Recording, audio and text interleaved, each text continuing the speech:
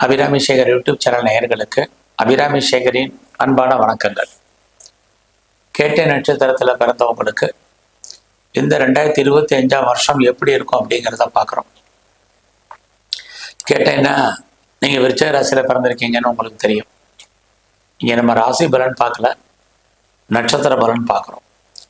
ராசி பலன் வேணுங்கிறவங்க தனியாக ராசி பலனுடைய வீடியோ போட்டிருக்கேன் பாருங்கள், அல்லது விருச்சிக லக்னத்திற்கே பலன் போட்டிருக்கேன் வேணா பாருங்க. இங்கே நம்ம பார்க்கறது அத்தனை கேட்டை நட்சத்திரத்தில் பிறந்தவங்களுக்கு இந்த வருஷம் எப்படி இருக்கும். கேட்டீங்கன்னா நீங்கள் புதன் ஆதிக்கத்தில் பிறந்தவங்க இந்த வருஷம் பார்த்தீங்கன்னா மேஜராக 4 கிரகங்கள் பயிற்சி.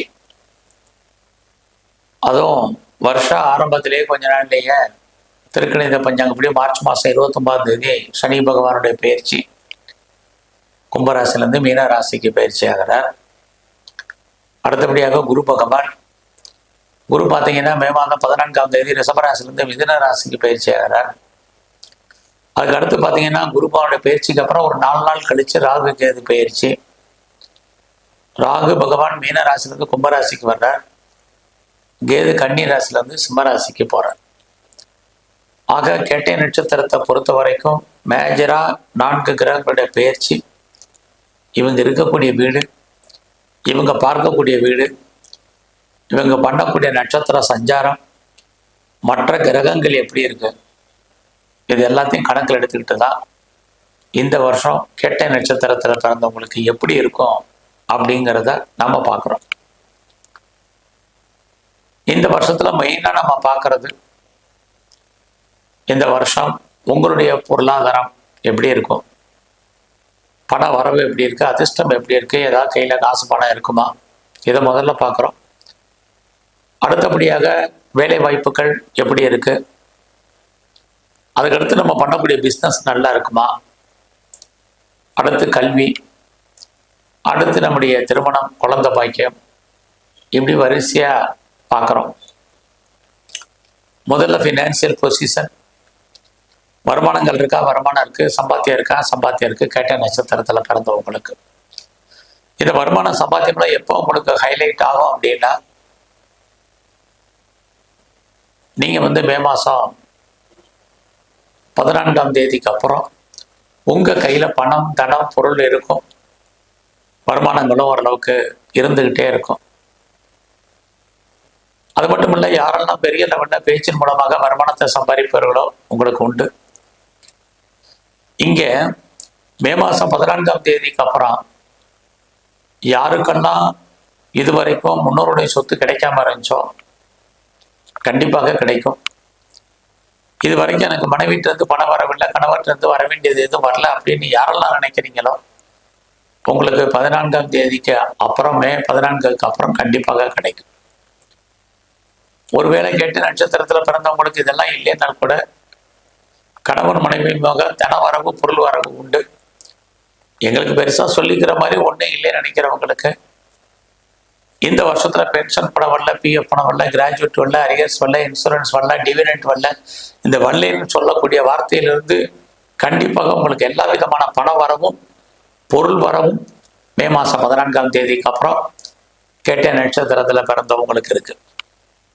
ஆக ஃபினான்சியலாக உங்களுக்கு இந்த வருஷம் பெருசாக ஒன்றும் போராட்டங்கள் இல்லை. ஆனாலும் கூட இந்த வருஷம் உங்களுடைய குழந்தைகளுக்காகவோ மற்ற விஷயங்களுக்காகவோ செலவுகள் கொஞ்சம் அதிகமாக காணப்படும்.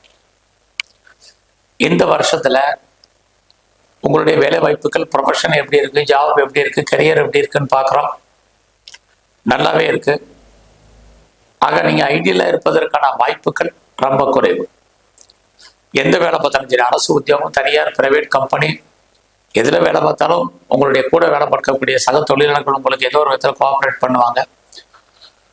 உங்களுடைய சுப்பீரியரும் மே 18க்கு அப்புறம் உங்களுடைய வேலையெல்லாம் உங்களுக்கு நல்ல அனுசரணையாகவும் அட்ஜஸ்ட்மெண்ட்டாகவும் இருப்பாங்க. ஆக இந்த வருஷம் உங்களுடைய வேலையில் நீங்கள் ப்ரொமோஷனோ, இன்க்ரிமெண்ட்டோ, அல்லது நீங்கள் இன்சென்டிவோ, போனஸோ எதிர்பார்த்து காத்திருந்தீங்கன்னா கிடைக்கும். டிரான்ஸ்ஃபரை எதிர்பார்த்தாலும் கேட்ட நட்சத்திரத்தில் பிறந்தவங்களுக்கு இருக்கு. இந்த வருஷம் நீங்கள் பிஸ்னஸ் பண்ணீங்கன்னா எப்படி இருக்கும், மே 14க்கு அப்புறம் உங்கள் பிஸ்னஸ் நல்லா இருக்குது. பிஸ்னஸால் உங்களுக்கு ஓரளவுக்கு லாபம் இருந்துக்கிட்டே இருக்குது. யாரெல்லாம் ஒன்றுக்கு மேற்பட்ட பிஸ்னஸ் பண்ணுறீங்க, அது ஒன்றுக்கு மேற்பட்ட இடத்துல தொழில் பண்ணுறவங்களுக்கெல்லாம் மே 18க்கு அப்புறம் ஓரளவுக்கு அதில் முன்னேற்றங்கள் உண்டு, வருமானங்கள் உண்டு. நீங்கள் உற்பத்தி சார்ந்த துறைகள் இருக்கீங்க, அது ப்ரொடக்ஷன், அது மேனுஃபேக்சரிங் லைனில் இருக்கிறவங்களுக்கு ஏற்றம் மிகுந்ததாக இருக்கும். அதுவும் மார்ச் 29க்கு அப்புறம் உண்டு. குறிப்பாக கேட்டை நட்சத்திரத்தில் பிறந்த உங்களுக்கு, ரொம்ப நாளாக திருமணம் நடக்காதவங்களுக்கு திருமணம் உண்டு. குறிப்பாக காதல் திருமணம் நடப்பதற்கான சந்தர்ப்ப சூழ்நிலைகள் உருவாகும். உங்களுடைய லவ் ஏதோ ஒரு விதத்தில் சக்ஸஸ்ஃபுல் ஆகும். இது அத்தனையுமே கேட்டையில் உண்டு. திருமணத்துக்கு அப்புறம் குழந்தை இருக்கான கண்டிப்பாக குழந்தைகள் உண்டு. இது வரைக்கும் குழந்தைக்காக காத்துட்டு இருக்கிறவங்களுக்கு கண்டிப்பாக குழந்தை பாக்கியம் இருக்கு. இந்த வருஷத்தில் உங்களுடைய education, under education, higher study ரெண்டுலேயுமே கவனமாக இருங்க. இல்லைன்னா பிரேக் ஏற்படுவதற்கான வாய்ப்புகள் நிறைய உண்டு. நான் இந்த வருஷம் கேட்ட நட்சத்திரத்தில் பிறந்த நான் ஷேர்ஸில் இன்வெஸ்ட்மெண்ட் பண்ணலாமா, ட்ரேடிங் பண்ணலாமா, ஆன்லைன் பிஸ்னஸ் பண்ணலாமா, மியூச்சுவல் ஃபண்டில் இன்வெஸ்ட்மெண்ட் பண்ணலாமான்னா பண்ணலாம். ஏதாவது கலைத்துறை இருந்தீங்கன்னா புகழ் அந்தஸ்து கிடைக்கும். இது அத்தனைக்குமே பாசிபிலிட்டிஸ் உங்களுக்கு இந்த வருஷம் உண்டு. ஸோ கேட்ட நட்சத்திரத்தில் பிறந்தவங்களுக்கு பெரிய லெவலில் நீங்கள் இதில் இன்வெஸ்ட்மெண்ட் பண்ணுறதா இருந்தால் இந்த வருஷம் பண்ணுங்க.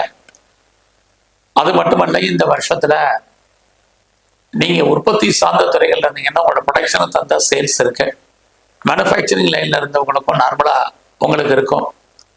எது எப்படி இருந்தாலும் இந்த வருஷம் உங்களுடைய வெளிநாட்டு தொடர்புகள் ஓரளவுக்கு பரவாயில்லாமல் இருக்கும். ப்ரொஃபஷனும் பெருசாக சேஞ்ச் பண்ணுறதுக்கான வாய்ப்பு நிறைய உண்டு. ஸோ இந்த வருஷம் கேட்ட நட்சத்திரத்தில் பிறந்தவங்களுக்கு எப்படி இருக்குன்னு பார்க்குற போது உங்களுடைய விருப்பங்கள், ஆசைகள், அபிலாசைகள் பூர்த்தி, உங்களுடைய கௌரவம், அந்தஸ்து, புகழ் கூடும். இது அத்தனையுமே ஓரளவுக்கு பரவாயில்லாமல் இருக்குன்னு தான் சொல்லணும். இந்த வருஷத்தில் மெயினாக கேட்ட நட்சத்திரத்தில் பிறந்தவங்களுக்கு உடல் ஆரோக்கியத்தில் கவனம் செலுத்துங்க. உடம்புல நோய் எதிர்ப்பு சக்தி என்பது குறைவாகவே இருக்கும். அது மட்டுமல்ல, இந்த வருஷத்தில் நீங்கள் ஸ்போர்ட்ஸில் இருந்தீங்கன்னா அவார்ட்ஸ் அண்ட் ரிவார்ட்ஸ் இருக்கு. குறிப்பாக மே மாதம் 18ஆம் தேதிக்கு அப்புறம் பெர்மனண்ட் ப்ராப்பர்ட்டி, சொந்தமாக இடம், மனை, வீடு, வண்டி, வாகனங்கள் யாரெல்லாம் வாங்கணும்னு ஆசைப்பட்டீங்களோ அதெல்லாம் வாங்குறதுக்கான வாய்ப்புகள் இருக்கு. வேலையில மட்டும் கொஞ்சம் கான்சன்ட்ரேட் பண்ணுங்க. இது இந்த வருஷம் ரொம்ப முக்கியம். ஸோ இந்த வருஷத்துல உங்களுடைய வெளிநாட்டு தொடர்புகள் ஓரளவுக்கு பரவாயில்லாம இருக்கும். ப்ரொஃபஷன் சேஞ்ச் பண்றதுக்கான வாய்ப்புகள் உண்டு. நல்ல நட்பு வட்டாரம் உங்களுக்கு உருவாக, நண்பர்களால் மகிழ்ச்சி, சந்தோஷம் இருக்கு. இது எல்லாமே உங்களுக்கு உண்டு.